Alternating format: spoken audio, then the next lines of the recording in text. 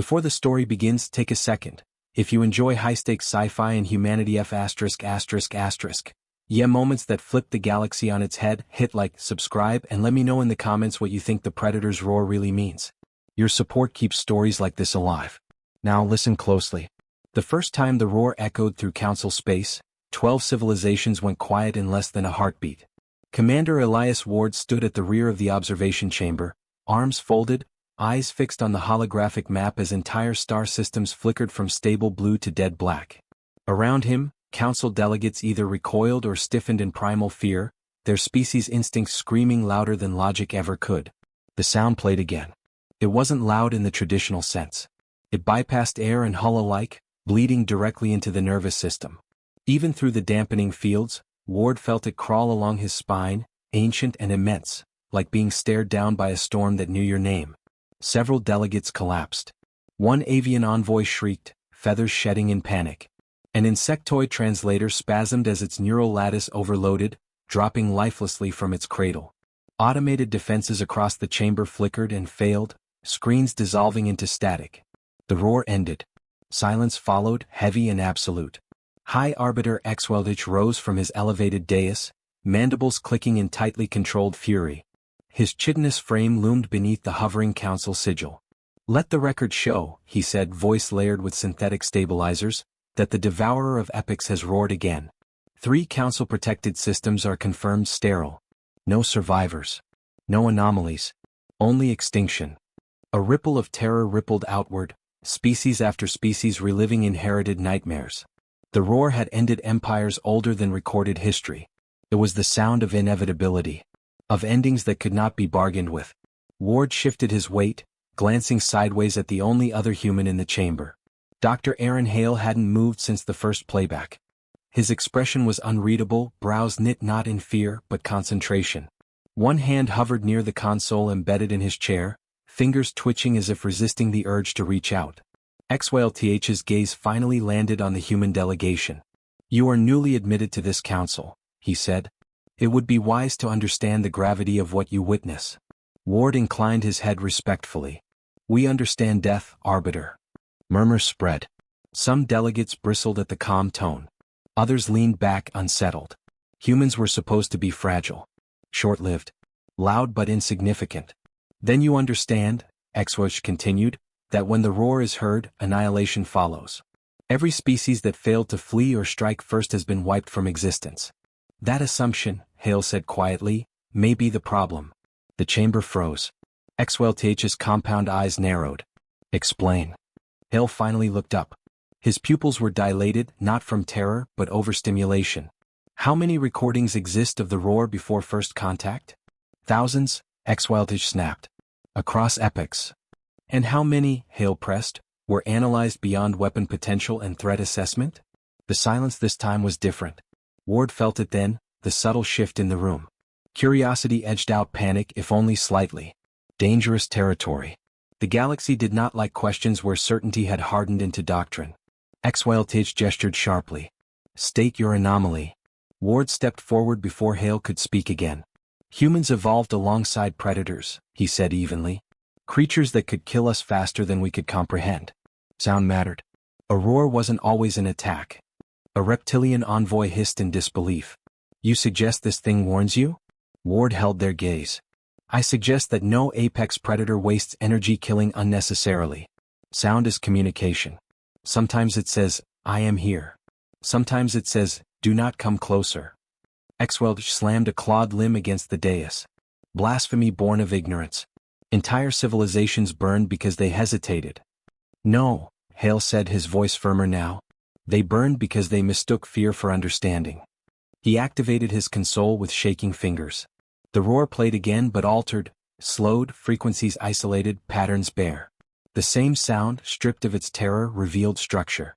Rhythm. Repetition. Ward felt his breath catch. It wasn't chaos. It was deliberate. "I don't hear rage," Hale said softly. "I hear escalation. A boundary being asserted." Xweldith recoiled slightly, unsettled despite himself. "Your species claims to interpret nightmares now?" Ward met his gaze without flinching. "We claim to survive them." An aide hurried into the chamber, mandibles clattering in panic. Arbiter, long-range sensors confirm motion. The Devourer has altered trajectory. A projection flared to life. A vast shape distorted the edges of reality itself, moving with slow certainty toward the Council's core territories. Target? XYLTH demanded. The aide swallowed. Here. For the first time since the roar began, fear was no longer abstract. Ward exhaled slowly. If it's warning us, he said, more to himself than anyone else, then the worst thing we can do is ignore it again. Dr. Hale didn't look away from the projection. His voice barely rose above a whisper. Commander, I think it's getting louder because no one ever listened. If you think humans are right, or dangerously wrong, comment below.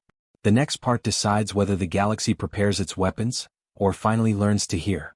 The council chamber had not known genuine discussion in centuries, only declarations wrapped in ceremony. Now it buzzed with restrained chaos, translators churring, holographic text streaming as species argued not over strategy but belief. The Devourer's projection loomed at the center of the room, its impossible silhouette bending light into something uncomfortable to look at for too long. Commander Elias Ward kept his posture steady, though every instinct he possessed warned him that calm made him an anomaly here. Fear was expected. Defiance was tolerated. Composure unsettled them. High Arbiter XYLTH circled his dais, clawed limbs clicking against the metal floor. You propose interpretation where none exists, he said. The roar disables fleets, shreds minds, and empties worlds. That is not communication. That is superiority made audible. Dr. Aaron Hale leaned forward, dark circles heavy beneath his eyes. Superiority doesn't preclude intent, he replied. Sound carries meaning whether we acknowledge it or not. On Earth, the most dangerous animals don't go silent before violence. They vocalize when they want distance. A council elder pulsed bioluminescent patterns of disdain. Your planet's beasts are irrelevant. They aren't, Ward said. Their experience. XYLTH turned sharply. Then explain the destroyed systems. Explain the dead empires that believed as you do. Ward exhaled slowly. With respect, Arbiter, every record you've presented begins after contact failed. Not before. No one archived what they did in response to the roar. Only that they died. His eyes moved to the projection. That's not proof of hostility. It's proof of panic. The word landed poorly.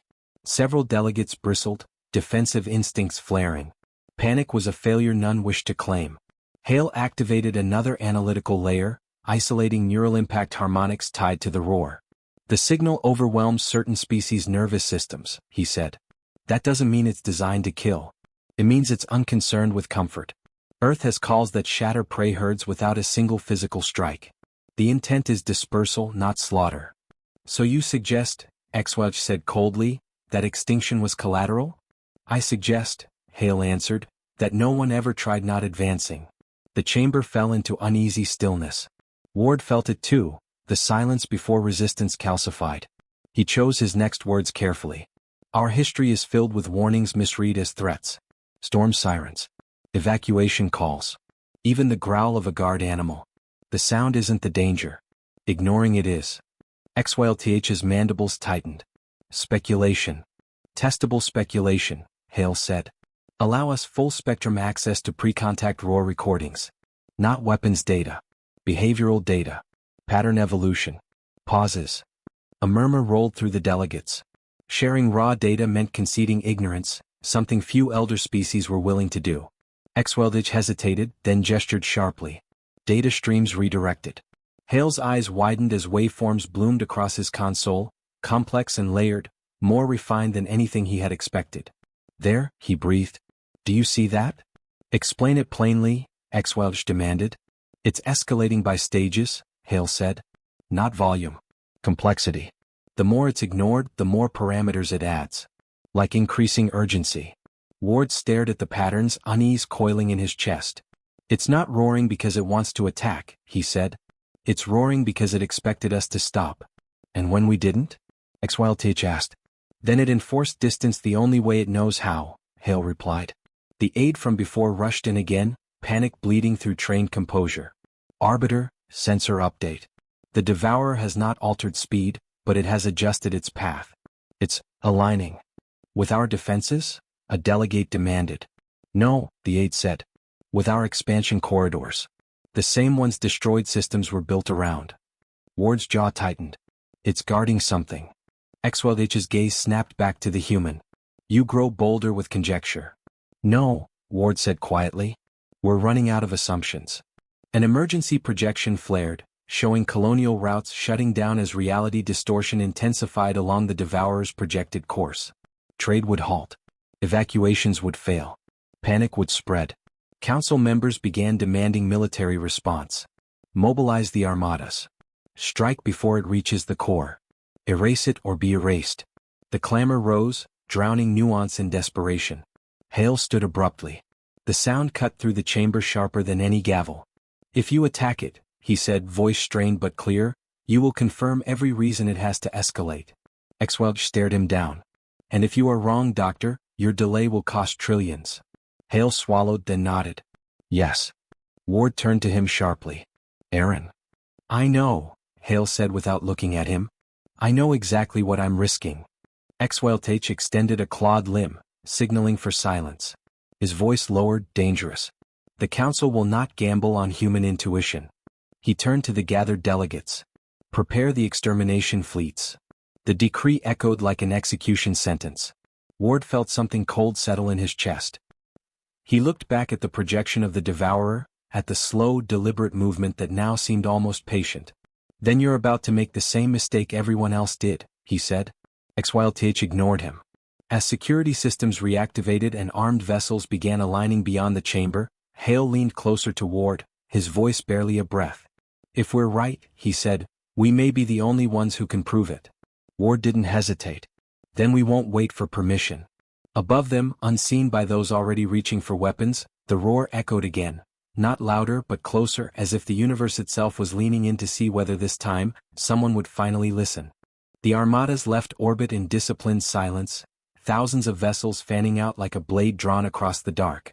From the vantage of the human cruiser, Elias Ward watched the tactical overlays bloom with threat vectors and firing solutions, each one a promise of irreversible consequence. He felt no pride at the efficiency, only dread at its certainty. The council isn't hesitating, Dr. Aaron Hale said, standing beside him on the narrow bridge. They've already categorized this as a termination event. Ward's jaw tightened. Then we're out of time. The human ship Aurora's wake disengaged from formation before the fleet's acceleration burn, slipping sideways into the distorted gravitational currents trailing the Devourer's path. No alarms sounded. No weapons armed. The wake carried a single experimental signal array and a hull stripped of any profile that read as aggressive. Fleet Command issued an immediate recall. Ward ignored it. Passive systems only, he said. No shields. No target locks. The bridge crew froze. One officer looked like he might protest, then nodded and complied. Everyone aboard knew what crossing those thresholds meant. There would be no recovery if Ward was wrong. Ahead, the Devourer filled the void, its presence bending reality into washed arcs of shadow and flare. Up close, it was not a single form but a convergence, something vast enough that the human mind struggled to assemble it into a shape that made sense. The first alien battleship fired. The discharge never reached its target. Space folded inward around the bolt, swallowing energy and metal alike before collapsing in a violent cascade. Shields across the armada flared, then died. Hulls went dark. Engines stalled.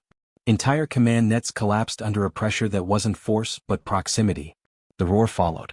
It rippled outward in layered waves, not a blast but an announcement, brushing past the wake like a tide against stone. Ward braced, heart hammering, waiting for the pain everyone else described. It never came.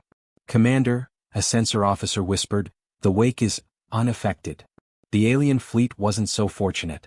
Ships drifted helplessly, their crews stunned or unconscious, their weapons quiet as dead stars. The Devourer did not pursue. It simply continued forward, inexorable, as if the armada no longer qualified as relevant. Do you see it? Hale said, disbelief edging his voice. It differentiated. Ward swallowed. We were never the threat.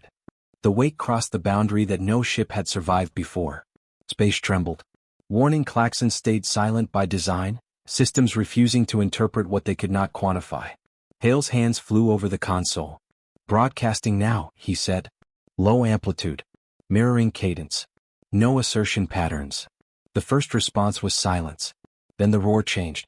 It softened, losing its serrated edge, reshaping into something less overwhelming. The rhythm shifted, slowing, repeating in structured intervals. Ward exhaled for the first time in what felt like hours. It's acknowledging us. Or studying, Hale muttered. They held position, suspended in a gravity well that should have torn them apart. Instead, the wake drifted, cradled by forces too precise to be accidental. Hale adjusted the array again, layering biological markers into the signal. Heartbeat pacing, neural comm states, the human analog of a lowered gaze. This feels insane, he said. Ward's lips twitched slightly. First contact usually does. A reply washed over them, not sound exactly, but meaning carried in resonance and pressure.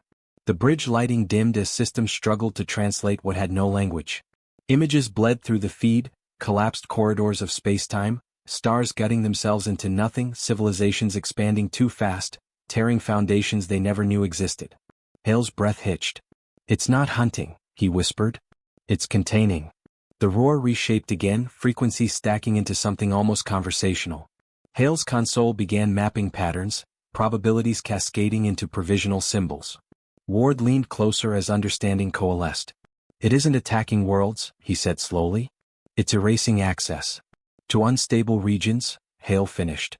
Every extinction happened on top of a fault. The implication settled heavy between them. They weren't targets, Ward said. They were warnings ignored. The devourer shifted then, an impossibly careful motion, as if making itself smaller for their sake. The pressure eased. A final pulse rolled through the wake, gentler than anything before it. Hale closed his eyes, overwhelmed. It's asking something. Ward straightened. What? To stop, Hale said. To listen. To choose restraint. Ward looked back toward the drifting armada, helpless and silent. The council would wake soon. Fear would find its voice again. We can prove it, he said. But only once. Hale met his gaze. And if we fail? Ward turned back to the vast presence ahead of them, the guardian mistaken for a monster. Then the galaxy will learn what silence really costs. Beyond the wake, the devourer waited, not advancing, not retreating, holding its breath with the patience of something that had watched countless civilizations make the same fatal mistake, and wondered if this one would finally choose differently. When the council fleet began to stir, the first sign was not weapons fire but confusion. Power returned to disabled vessels in uneven waves, systems rebooting without coordination, commanders waking to darkness and fractured reports. Elias Ward watched it happen from the quiet of the Aurora's wake, knowing that clarity would be brief and rage would follow close behind. They'll panic, Dr. Aaron Hale said, reading the same tactical predictions. They always do. Ward nodded. Which means we have minutes. He signaled the array. Open a full-spectrum link. Send everything. The patterns, the images, our interpretation. No filters. Hale's hands trembled as he complied. Data surged outward, spilling truth into a network built for orders and obedience. Not everyone would accept it. That wasn't the goal. Enough would. Almost on cue, a council command transmission cut through the feed, harsh and absolute. Human vessel, you are in violation of sovereign engagement protocols. Power down your transmitter and disengage immediately. Ward leaned closer to the console. This is Commander Elias Ward, he said evenly. We are in direct contact with the entity you have misclassified as hostile. It is not attacking you. It never was. Static crackled, then Exwelch's voice snapped through, rigid with fury. You have compromised our forces and endangered every member of this council. No, Ward said. We prevented you from repeating a genocide you refused to recognize as your own. The projection of the devourer loomed between them, closer now, not through motion but presence. Hale felt it pressing on his awareness, vast but restrained, like an ocean choosing not to flood a shore. It's listening, Hale whispered. Not just to us. To all of this. A ripple of resonance passed through the wake, gentle enough that Ward barely felt it, but powerful enough to send new data cascading across Hale's console. It's responding, Hale said, awe breaking through his composure. Refining the signal. Clarifying. The feed adapted, meanings aligning into something almost linguistic. Not words but intent shaped into comprehensible form. It says, Hale began, voice tight, this region fractures under growth. I stand where collapse begins. The words echoed across the shared channel. Several alien vessels went abruptly silent as commanders absorbed the implication. Exwelth's reply came slower this time. If that is true, he said carefully, why slaughter those who crossed? Hale closed his eyes as comprehension settled fully. It didn't slaughter them, he said. It withdrew stability. They built on fault lines they didn't understand. The Devourer pulsed again, images bleeding into the feed, galaxies folding in on themselves, chain reactions of collapse spreading outward, extinction on a scale the Council had never imagined. Ward felt cold. All this, he said softly, is what it prevented. But prevention through annihilation is still annihilation, Xweltage countered. The resonance shifted, carrying something unfamiliar. Regret. It knows, Hale said, voice breaking. It knows survival purchased through loss still leaves scars. For the first time, the Devourer altered its orientation, angling its presence toward the Council fleet rather than pressing forward. The gesture carried the weight of concession. It's offering a choice, Hale said. Restriction with guidance. Or resistance with consequences. Weapons across the Armada powered up in nervous reflex. Ward's chest tightened. They don't hear choice, he said quietly. They hear threat. Xwelth hesitated. Ward could hear it in the Arbiter's silence, the grinding conflict between dominance and doubt. You would place humanity between this entity and the Council, Xwelth said at last. As intermediary. Yes, Ward said. Because we listen. And if it deceives you? Ward met the void beyond the viewport. Then we share the blame. Another pulse swept through the network, firmer now but not hostile. It accepts, Hale breathed. The Devourer broadcast a final clarification, its resonance stabilizing into a pattern the wake could now map almost fluently. Translation output solidified. Warning boundaries established. Need them. What? The alert rippled through every vessel, every Council channel. Some commanders powered down weapons in stunned silence. Others hesitated, fingers hovering over annihilation triggers. Xwelth exhaled, the sound rough, unguarded. The Council cannot allow a single species to claim custodianship over all expansion. Ward didn't look away. You already allowed something worse by ignoring the warnings. The Devourer began to withdraw its pressure, not retreating, but settling into a stationary hold around the unstable corridors. The path forward remained closed, but the galaxy was no longer under immediate threat. For now. As the Armada stabilized and negotiations fractured into frantic crosstalk, Hale slumped into his chair, exhaustion overtaking awe. This isn't over, he said. Ward nodded. No. It's just reached the point where choices matter. Beyond the wake, the ancient guardian remained, patient and watchful, having extended an offer no civilization had been given before. Whether the galaxy would accept it, or try to break it, was a question still unanswered and far more dangerous than any roar. The Council chamber hummed with tension when the Aurora's wake returned to orbit. The Armadas had limped back, systems repaired but morale fractured, and every commander aboard carried the same unspoken question. Had humanity gambled and survived, or had it merely postponed inevitable disaster? Elias Ward stepped onto the observation deck, shoulders squared, gaze fixed on the swirling corridors of space that the Devourer now patrolled like an incorporeal sentinel. Dr. Aaron Hale followed, worn and pale but alive, his mind racing faster than the data streams. They'll demand control, he said, voice low. Every faction will want to weaponize it or remove it entirely. Ward didn't flinch. They'll have to answer for their mistakes first. They nearly destroyed themselves, and it almost cost the galaxy everything. From below, the Council's representatives streamed into the chamber, eyes flicking between the humans and the vastness outside. High Arbiter Xwelth's carapace shimmered with nervous energy, an unusual vulnerability in a figure known for stoic authority. You claim this entity listens to your species, he said, mandibles twitching. And that your interpretation is correct? Ward met him steadily. It responds to understanding, not aggression. You sent fleets to destroy what you did not comprehend. We merely listened. An elder of the Voran species hissed, wings fluttering. And what assurance do we have it will not turn on us? Hale stepped forward, pointing at the readouts streaming across the observation panels. Every signal it sent, every pulse, was reactive.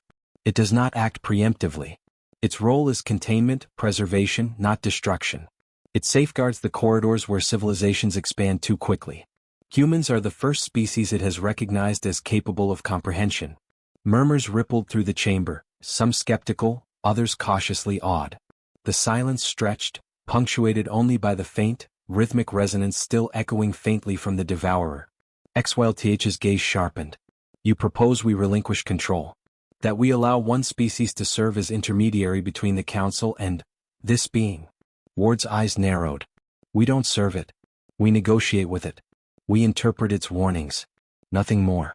If you cannot accept guidance without greed, then perhaps the galaxy is not ready to survive the next roar. The room fell into chaos.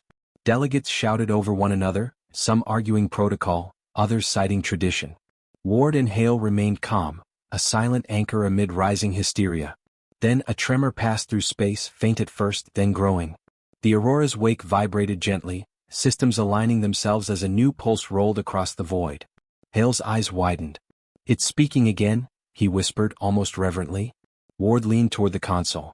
Show me. The pattern resolved into clarity, an array of symbols, sequences representing cause and effect, risk and mitigation. The Devourer had not merely established boundaries, it had encoded instructions, warnings tied to the galaxy's growth, precautions against repeating prior catastrophes. Hale's voice trembled as he translated. It trusts humans to manage this knowledge responsibly. To guide without coercion, to protect without ruling. XYLTH recoiled. And if they fail? Ward's reply was quiet, iron-edged. Then we fail together. But if we succeed, he allowed a pause as his gaze swept across the council, the Devourer, and the void beyond. We survive. All of us. And civilizations will have a chance to grow, guided, not crushed by fear. A tense silence followed. Then, slowly, representatives began to nod, recognizing the weight of what they had ignored for centuries. Fear had governed every decision. Now, for the first time, clarity demanded courage. Hale exhaled, the tension in his shoulders finally releasing. We've changed the rules, he said. The galaxy will remember this. Ward stepped to the viewport, watching the Devourer pulse softly in response to the human signal.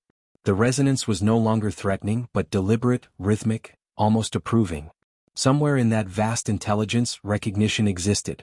Not for conquest, not for dominance, but for comprehension. A voice crackled from the council comms. XYLTH finally measured, spoke. Then humanity will act as intermediary. You will relay warnings. You will interpret signals. You will listen. Ward allowed the faintest trace of a smile. We will listen and we will act responsibly. That is the only way forward. Outside, the Devourer extended its presence further into the corridors of the galaxy, establishing patterns that would guide expansion without catastrophic error. Hale watched awestruck. It's almost beautiful. Ward didn't answer immediately. He felt the weight of what had been entrusted to them, the knowledge, the responsibility, and the burden of precedent. Beautiful, he finally said, is surviving what everyone else feared. The council erupted into cautious deliberation, but Ward and Hale remained on the deck, silent witnesses to an intelligence older than the oldest star, now aligned, at least partially, with human understanding. Then came the final pulse, stronger and more coherent than any before. The wake trembled as the Devourer's presence filled the viewport, a culmination of judgment and trust.